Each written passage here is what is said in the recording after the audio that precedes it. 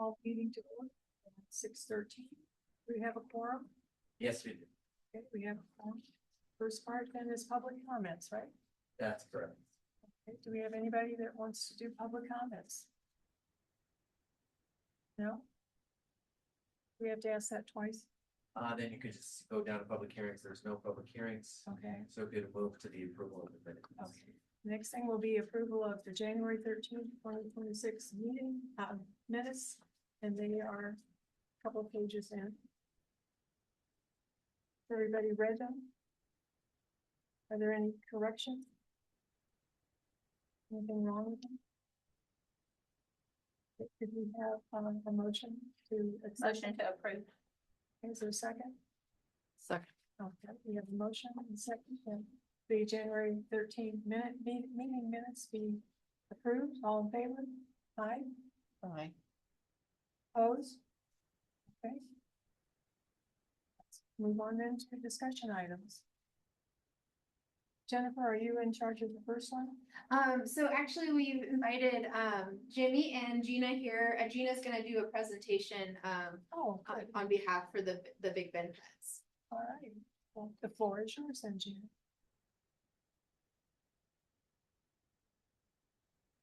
Thank you very much. Appreciate your time this afternoon. I'm gonna make it quick because I know y'all have things to do. I know most of you. My name is Gina Wilcox. I'm here representing Big Bend Pets. What we do is we provide spay and neuter services, spay, neuter, and vaccination services for feral cats in that Alpine community and surrounding Big Bend area. I'm here today to report on our 2025, give you an overview of our 2025 achievements in our TNR and return to field programs. So get started. Like I said, you have in your package, you have the report that was taken from our database. So I'm not going to go through piece by piece. I'm not going to do that. I'm just going to give you a quick overview. In 2025, Big Bend Pets processed 112 feral cats. For your information, 99 of those were within the city limits. The others were outside, just outside city limits, Sunny Glen, Country Club Estates, like that. 86 of that 112, 86 were TNR, that's trap, neuter, and return. Also called TNVR, trap, neuter, vaccinate, and return, because the cats are vaccinated for rabies. They're also microchipped and ear tipped, spayed and neutered. 16 were returned to field. Now, what that is, that's something relatively new that was started in 2024 by Big Bend Pets in partnership with the Alpine Shelter. RTF is, a lot of times in the community, there will be someone who's having a problem. They've got cats coming in their yard. They don't want them there, or they don't know what to do. So they decide they're going to trap them. They trap them. They get one in a trap. They call the shelter. And so tell the shelter, I trapped a cat. Come get it. Yeah. So they trap the cat, they call animal control. Animal control sends out someone to pick up the cat. The animal control officers, they check for an ear tip. That's the first thing they do. They check the cat for an ear tip. If it's ear tip, it's released back where it was trapped because it's part of a colony. It's already been TNR. It's already been spayed, neutered, all that. And then they explain to the trapper what TNR is, and they give them our information, Big Bend Pets information, so we can take care of any other cats that are in that neighborhood for them or with them. So if it's got an ear tip, it's released. They also try to determine whether or not the cat is friendly. A lot of times people's pets will get in traps. So they try to determine if the cat is friendly. If it is a friendly cat, then it goes through the shelter protocol. It's they do a shelter intake. They scan it for a microchip. They try to find its owner. And then possibly adoption in the future. If it's not friendly, if it is feral, then they call me. They tell me, Gina, I've got a feral cat that someone trapped. So I go pick it up, call the vets, try to get an appointment as soon as possible so the cat is not stuck in a trap or in a kennel where it's extremely stressed out. I call up the vets, get an appointment as soon as possible, go pick up the cat at the shelter, keep it in a trap because the cats have to go in a trap to the vet. I handle the transportation to and from the vet. I handle recovery after the cat's picked up from the vet. And then I release the cat back where it was trapped in the same location it was trapped. But most importantly, I think in that is I contact the trapper and I provide them with education and information. I explain to them the TNR program that we have and how it can help alleviate their problems with the cats because it stabilizes the population. And also tell them if they don't, sometimes they just don't want the cats around. Animal control can provide deterrence. So I tell them about that they can get cat deterrence from animal control.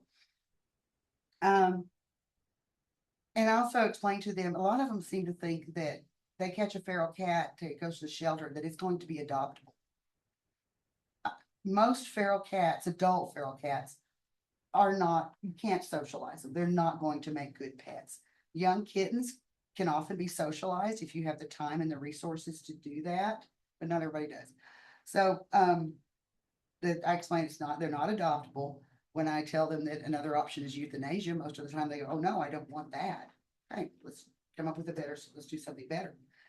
I also let them know that Alpine is a no-kill shelter, something that y'all should be extremely proud of. Alpine is a no-kill shelter.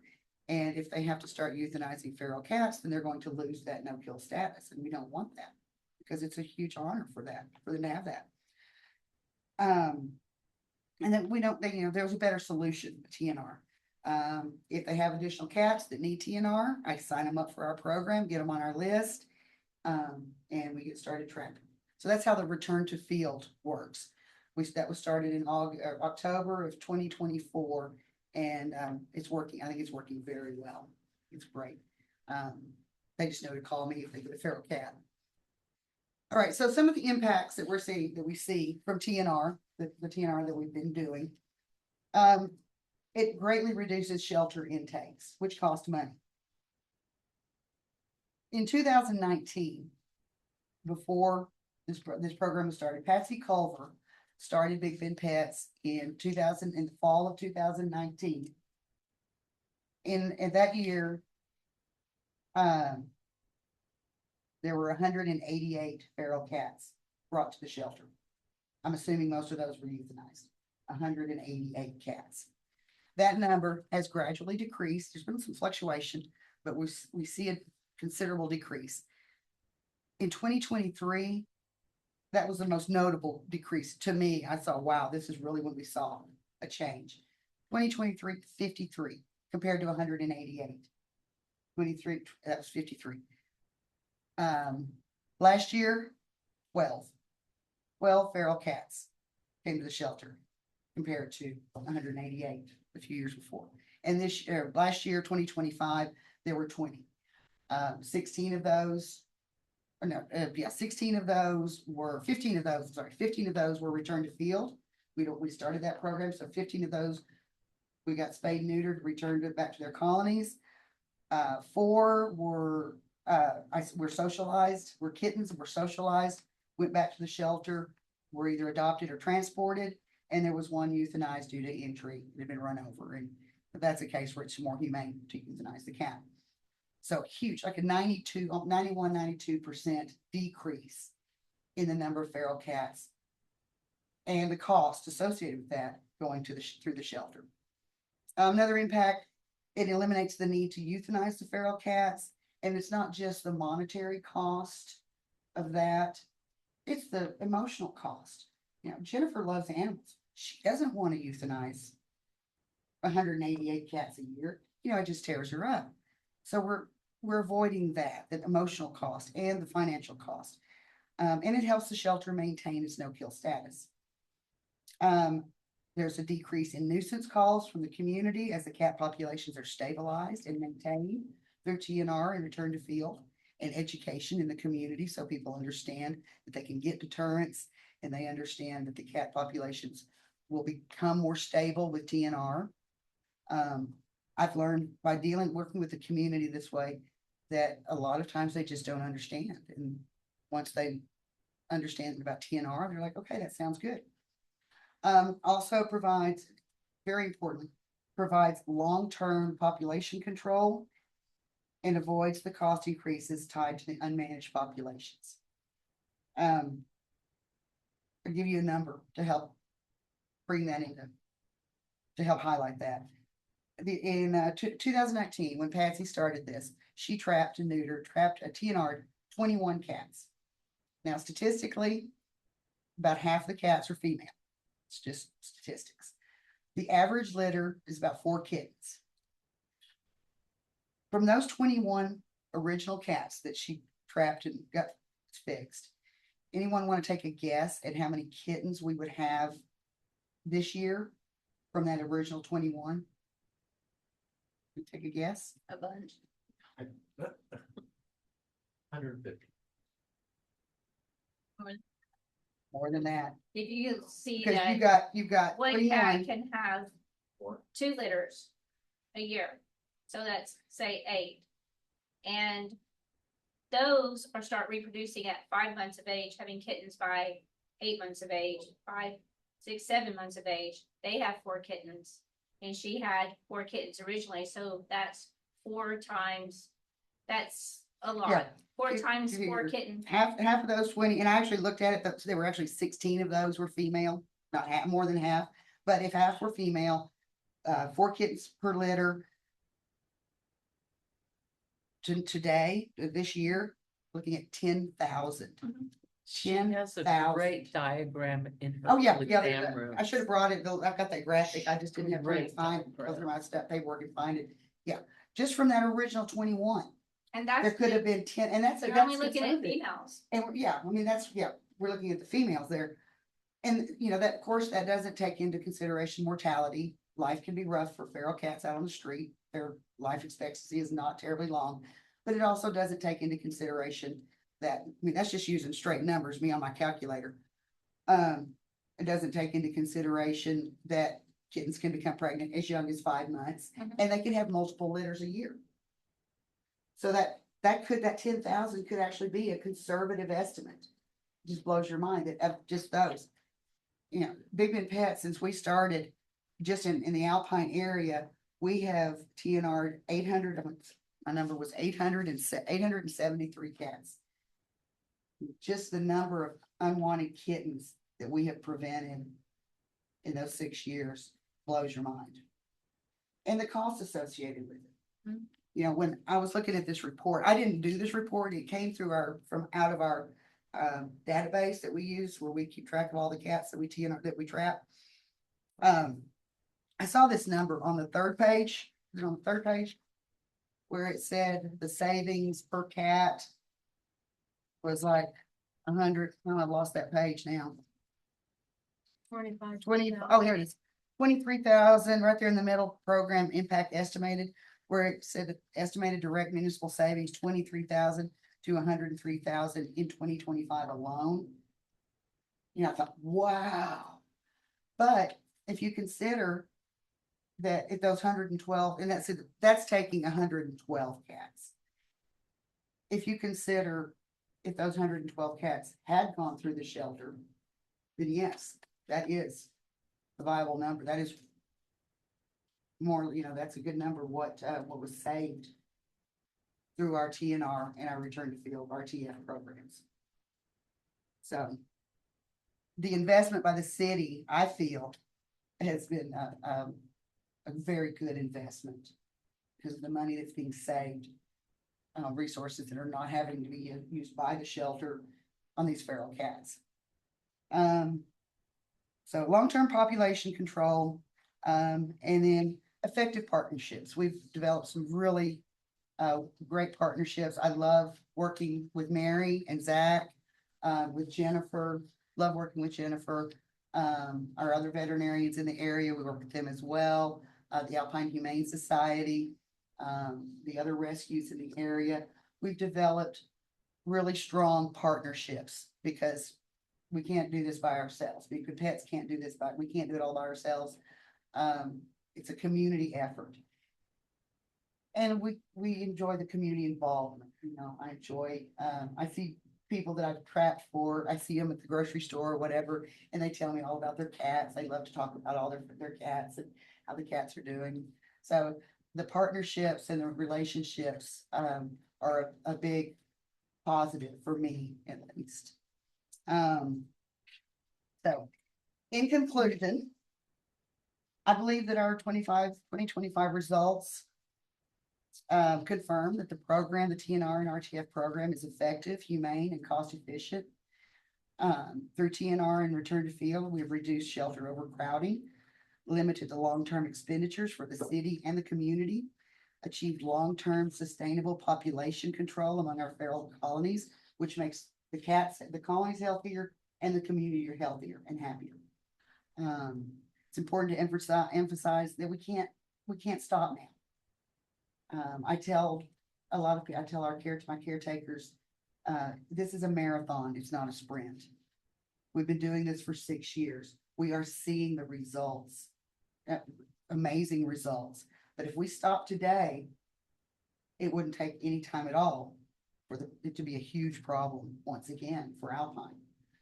So we've got to keep doing it. So we greatly appreciate the continued support of the city of Alpine, the Alpine Animal Services, the Animal Advisory Board, the community, so we can sustain the fiscal and community benefits of the TNR and return to field programs. Any questions? Ask me about cats. I'll talk about cats all day. And can I say something as well? Oh, Come on up, Jimmy. Yeah, my name's Jimmy Case, and I don't know you, I think you're the only one I don't know here. But the reality of it is these ladies are the ones that really do the work, but I was lucky enough to be invited to be on that board, and I'm currently the presiding officer, more or less, on that board, at least by title. And I can testify to this in the sense that in 2020, the lady who lived with my church, Penny Hardaway, which many of you will know, had to have heart valve surgery. And I go to the same church. I started going to her house twice a day. And she had her house pets, but she also had this colony that lived on her property. They were not a problem to anybody around. They actually lived in an abandoned mobile home right in front of her house. So I started working with them then. And I always had the sense, and I'd go twice a day, I always had the sense there might come a day when something might happen to Penny. And it did last month. She passed. And then at least I would know the cats in that colony. So probably 3 years ago, I was still working at the university. I contacted Patsy and we worked together. They came and trapped and had the resources at the time. We all had them neutered and stuff. That's another thing. They'll do this without having the owner or the person bear the entire expense if they don't have the resources. That's really important. I was able to do that. But the point of it is that because of that, that took a big burden off of Penny. Because we have a lot of older people in the community that work with feral colonies. They don't have the resources hardly to take care of themselves, much less provide the food and stuff. So, or provide neutering. In this case, we got them neutered. It really took some stress off of Penny in that particular regard. The colony, I've been with them for 6 years now. It's an example of what you read through death and natural causes. The colony is down to like 5. And we were talking that one of them is a beautiful female calico that I can touch. And we're going to be able to place her. That's going to leave 4 toms there. I don't think the family has plans to sell the property anytime soon because it'll take a lot of work to get it to that point. And I'll keep going over there and feeding. But my observations have been it's almost textbook. And the colony is decreasing. The thing that's really good if you're an animal lover is it's a healthy colony. If you were just to see these cats, you would never think they were part of a feral colony because they look far too well fed for that. So it's been a good experience, at least in my case. And then when I got invited to be on the board, I thought this is a group I really believe in. And some of you have known me long enough, like Mary, to know that I was part of the founding group that got the Humane Society going. So it's just great to see this type of initiative in our community to take care of animals and provide for them in the best way we can. So that's all I wanted to say. It's a great program. I'm glad to be part of it. Thank you. I'm glad you mentioned, we do not ask the colony keepers to pay anything for what we do. We do we do tell them that any donations are appreciated. I usually tell them what our average cost is. It's averages, about $150. Females are a little more, males are a little less, but it averages with everything about $150 per cat. And I don't expect them to pay anything, but I do tell them donations are appreciated. And for the most part, they will donate what they are able to. And, you know, that's all. We appreciate that. But they do care about the cats that they're taking care of, and they want the best for them. It's just, you know, it can be financially prohibitive if you've got 4, 5, 6, These colonies, even with one. you yeah, know? these colonies are what I call committed to people, their daily comfort and joy. Oh, yeah. Most of my colony keepers, they love their cats dearly. I love mine. I have a colony at home. I love it dear. I love everyone. They all have names and everything. Yeah. So are there any questions or any other comment? Thank you very much. We appreciate you coming tonight. You too, Jenny. Thanks. You're welcome. Thank you for your time. Thank you.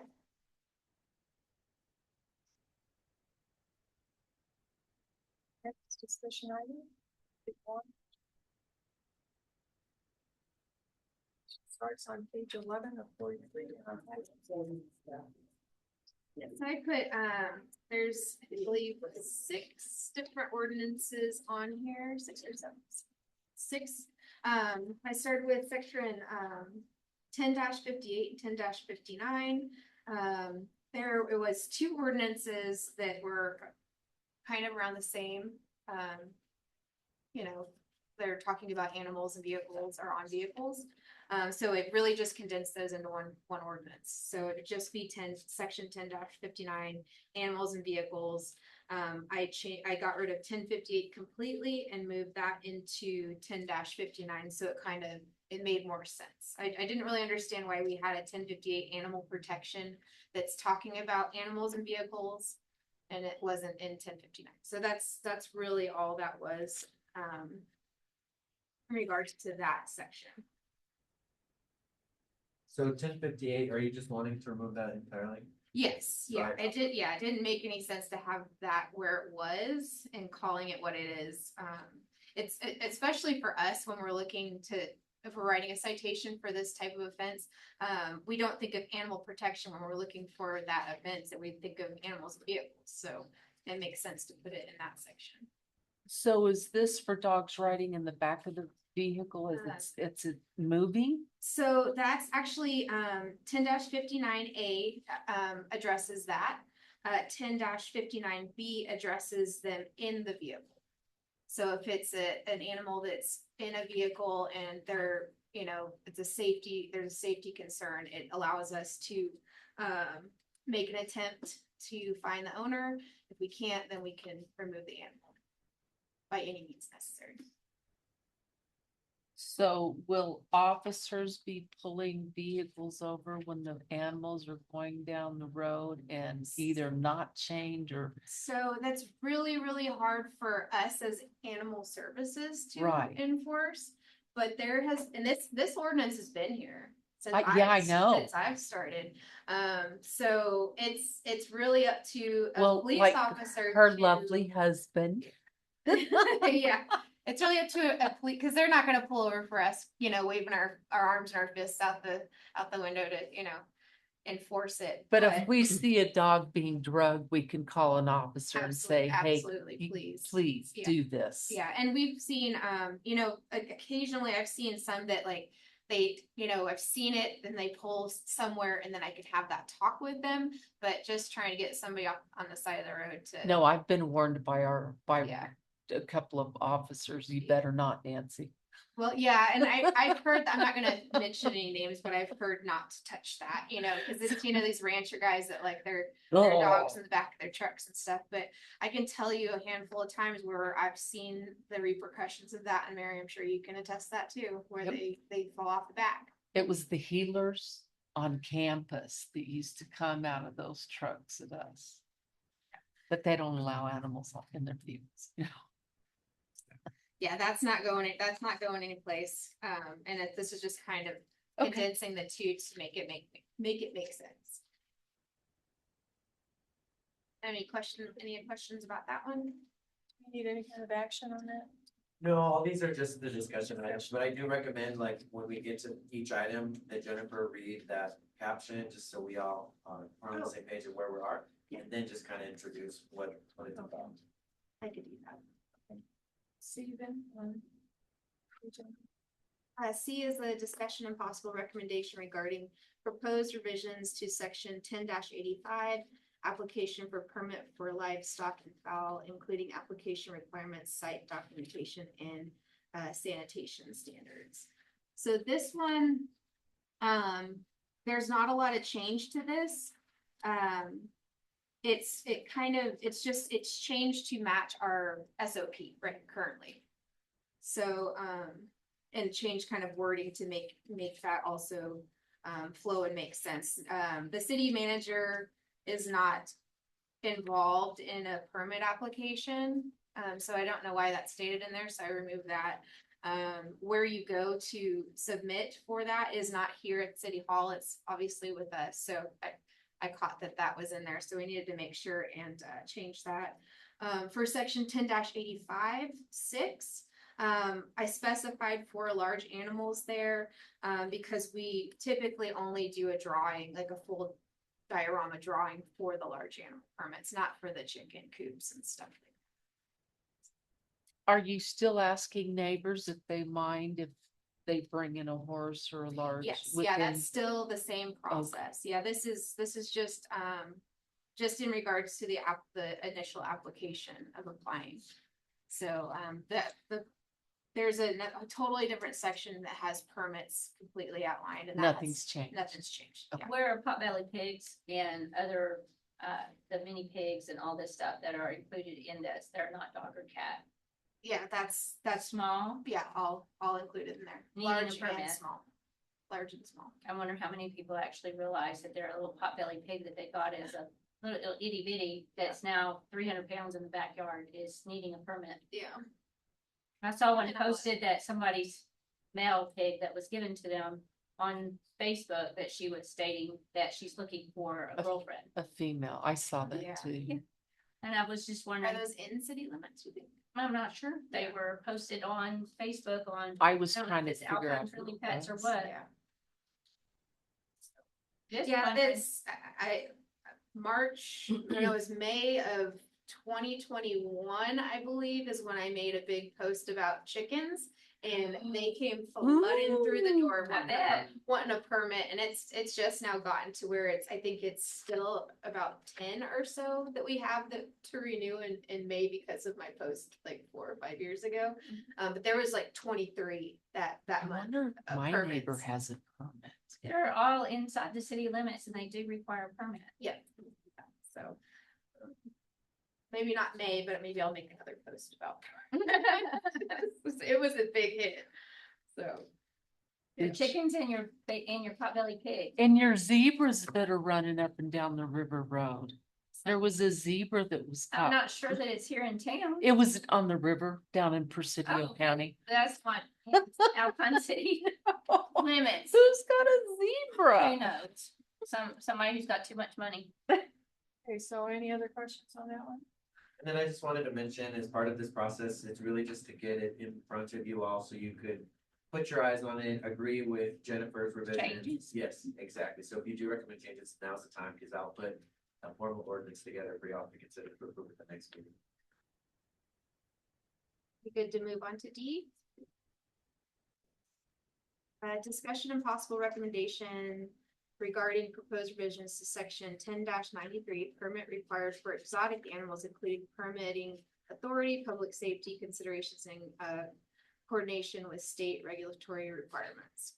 So this, I completely redacted what we had and added state regulations, so that it's not a burden on our officers to issue a exotic animal permit. It is we would recommend them going to Texas Parks and Wildlife to get that an actual official permit. So that it's not something that I don't believe the city should be issuing. No, So just getting that completely out of there. Any questions on that? I'm good. E, a discussion and possible recommendation regarding proposed revisions to section 10-117, running at large prohibited, including enforcement procedures, identification requirements, and animal services protocols for impoundment and owner notification. So, this, I've been wanting to kind of revise this, for a while now. It's always said except pigeons, which I thought was silly, so I just redact that, just animals, come on now. And then, I did add including their own unfenced property, because we've had a lot of arguments about that in the past with people saying, well, he was in my yard. Well, he can leave your yard, you know, he's not restrained. So I wanted to make sure and reiterate that even though they're in your unfenced yard, it's still a running at large offense. Invisible fence is okay, so we wanted to make sure and put that in there. If they are being restrained by an invisible fence, that should be stated in there. And I also added the display of a city license name tag, not microchipped, in there, because that's also things that we look for. And then the last section that I added completely, it's a whole new ad, is just to reflect our SOP. So it's accountability for us officers as well. It states that we are going to take a photo of these pets that we pick up. They're going to be posted on social media. We are requiring our officers to make an attempt to find the owner in the area if possible, or if we know that the animal might belong there, we make attempts to give the animal back to the owner. This is all kind of just a blurb about our accountability as officers and what we are committing to do, you know, for the public. So, and what we already do already. We just want to make sure we have that right. You're good. Any questions on that one? Moving on to that.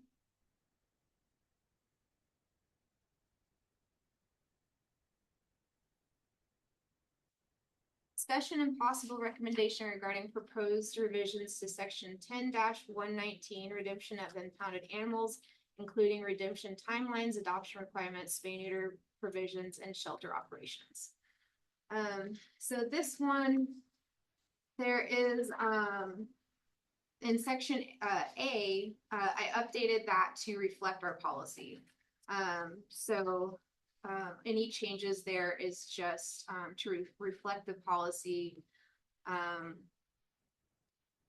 And the very last section there, if the owner comes forward after the stray hold period is up, the animal has been adopted or transferred to another rescue, the owner is not entitled to that animal. I wanted to make sure that was in there very clear, to, you know, just kind of cover us, if that animal is relocated after the fact.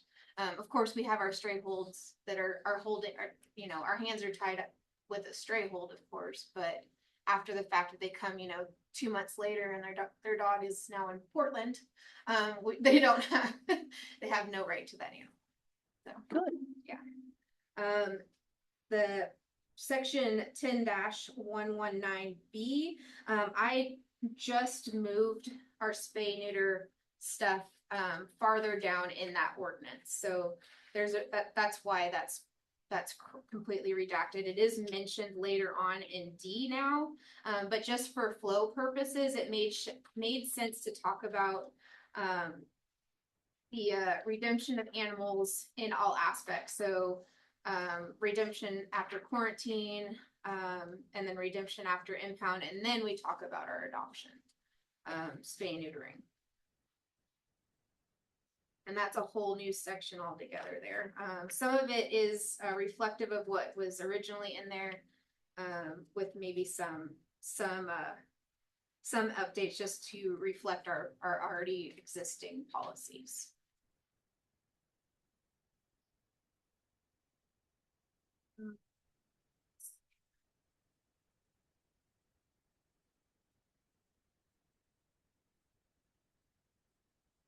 G is also added just to reflect our policies.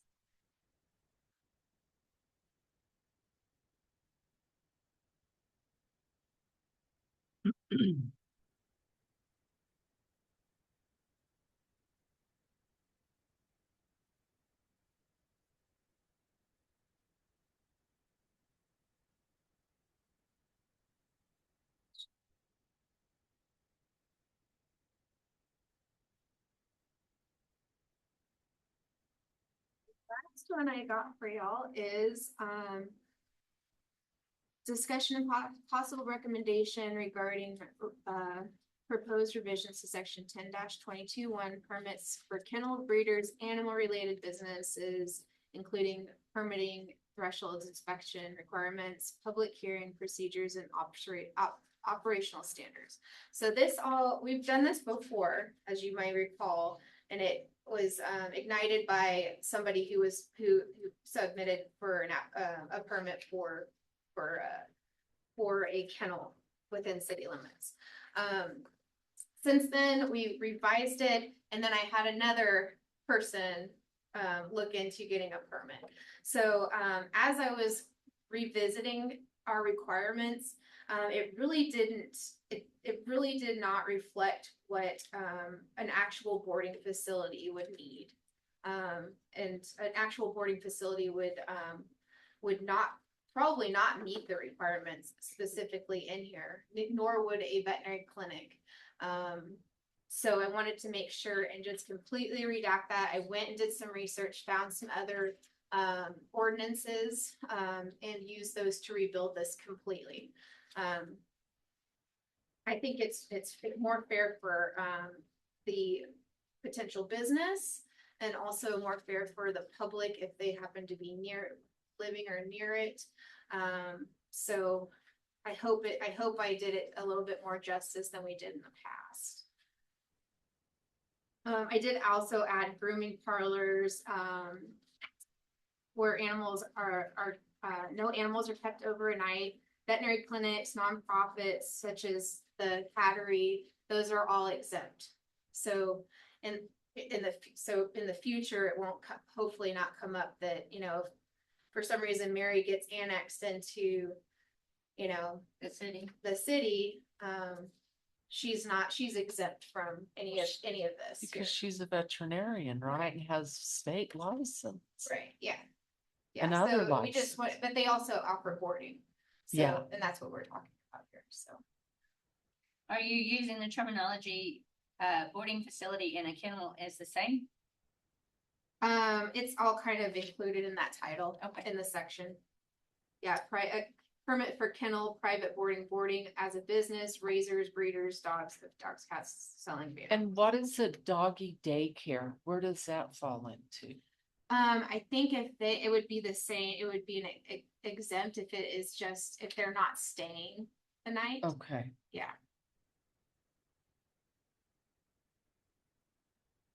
So these individuals who are on Facebook and so forth and said that they will pet sit your animals. And they're either going to their homes, so they're house sitting, or the client or their clients, which would be they're bringing these animals to their home. So it's and they're staying the night. Yeah. They're putting them in crates or whatever, however they're housing them. How are they qualified? I don't think that would fall under something like this. We're looking at larger scale, you know, if somebody decided they wanted to, you know, in their backyard, put 6 kennels out there. Okay. Like something crazy like that, you know, Okay. just. So my pet sitting is not gonna be, No. okay, Yeah, it okay, would have nothing to do with that. okay. Yeah, this is So- somebody that's. Cause I don't keep dogs at my house anymore. No, that would have, it had nothing to do with it. And I This was out in the just- county. Yeah, just to hopefully help in the future people that want to have these smaller businesses like grooming facilities and things like that they're okay. And- Or for instance, this lady that did submit an application, there was a lot of confusion, as you could probably attest to that. There was. And I also want to make sure that if somebody is trying to build a large scale boarding facility, Would love it. it would be awesome, but I want to make sure that if they're doing it anywhere near residential or anything like that, that it does come here first. So that the public, so that the I public miss can that place. talk about it. The what, Mary? Red Roof, Was that the one that was back over? Jody here? Stone and, Yeah, That was a long time. yeah. that was, yeah. So something like that, if that just. So we have one lady and who's the other person? They're both now outside of city limits. The one that just popped up, you probably just saw it on Facebook. She's outside of city limits over off Cemetery Road. And then we have another one that is likely popping up pretty soon too. Joyce and Bree. Well, she used to be your Who? Joyce Wood. Is she's. Oh, no, Joyce, I don't think I think you Oh. were just Joyce doesn't advertising. even- for free. Oh, Yeah, Joyce doesn't even live here. Yeah, there's she another. doesn't. She's in, New Mexico. She Why? still has her, I goes didn't and know that. visits with her mother and so forth. But Joyce, I don't keep up anymore. I think she still has a business here. As far as that packing. Well, I think those are good ideas. Yeah. I Definitely take know the time to boarding look. animals, you gotta keep it clean. You have to clean up the yard and keep it clean. My main concern with this last one was, it was going to be across the street from a hotel and then a couple of businesses next to it. And mine was a noise issue. Is this going to be a noise issue? Are we gonna have to come out here after you've done all this work building this beautiful facility because people can't sleep in this hotel across the way? I can Because hear of- the dogs barking when they get going up at my office from my Right, house. yeah, see, that's exactly right. So, that was my concern, since it was in city limits, is this gonna be a noise problem? Are we gonna be visiting these people every month or every week just to? Well, and the yard here in town was a mess. Well, I hope that they do well, because we need boarding. Yes. Yeah, this last one, I think if this actually goes through, will be Good. the one that Good. we need. Good. These people are, I just hope they advertise. know what they do. Yeah, they know what they're doing, so. And she's a good doggy groomer too, from what I understand. We're not talking about Bree, we're talking about this other one. Oh, There's a on diff- Cemetery Road. Yeah, not Bree, I can't attest to Bree. Yeah, I can't either. Well, good, in case my kids don't want to take care of my dogs. Not really. I'll take them to Mary's. Well, even we fill up, we have to turn people away. I So it'd know. be nice to have on those busy But they busy know you. events and so forth. Yeah, but it'd be nice to have on these busy events. I mean, we either refer them to other veterinarian clinics or the nut farm. That's So where I that's the send only- people. Yeah, that's the only people that I know of as far as a boarding facility, if they want a boarding facility. We also tell them about dog sitters. I'm but- out of the boarding Yeah. business. You know, people Boarding? don't, Boarding. boarding, people don't bring you their inoculation records. Yeah. It's like you have to, I need these. Or dogs in heat. Yeah, Yeah. that lady, the one that hopefully is coming, the business outline of that was pretty incredible. Good. So I went through a lot of, hopeful. okay, I'll be Yeah. quiet. Okay. Any questions on that? We're up to number 7 on the agenda, action items. Do I have to read that since James is here? Yes. Okay, approve a recommendation to the city council to implement ordinance 2026-06-01. An ordinance of the city council of the city of Alpine, Texas, amending chapter 10, animals. Of the Alpine Code ordinances. Amending section 10:1, definitions to include terms describing human-wildlife interactions. Amending section 10:10, human-wildlife interactions, repealing section 10-11, hunting. Establishing regulations concerning human-wildlife interactions. Providing for the establishment of up to a $500 penalty per occurrence for violations of the ordinance. And providing for the following findings of fact, enactment, repealer, penalty, savings, severability, proper notice and meeting, and effective date clauses. And do we have a motion to do this? Motion to approve. Motion to approve this? We went over this at the last meeting.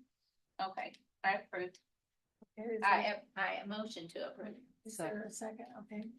All in favor? No discussion. I mean, you already talked Is there about it. Well, you talked, Yeah, that's we why I talked asked, about if we that. talked about it at the last It's the one. same one, it's just it's like the last official. version. Yeah. Okay, perfect. Motion, everybody voted? Yes. Okay, motion carried. Okay. Action item number 8 is board member comments. Anybody have comments? Jennifer, good work on all the redacting and whatever. Oh. He's trying to read it and I got it at home on my phone and I'm like, oh my God, her finger must be sore from putting all She's this. good. Yeah, I went through, I've gotten to the end of all of our ordinances with revisions. I only started with these, because these were the ones that were the biggest, I Okay. think. That we needed to address. There's more to come. Is there anything else for tonight? No? Is there a motion to adjourn? Motion to adjourn. Okay, And I'll is there a second it. All right. Mary goes first. Y'all, I'm sorry I was late. I'm not, because I came in at 2 minutes after and I was. Yes, glad- Jennifer, I'm coming to the glad- meeting.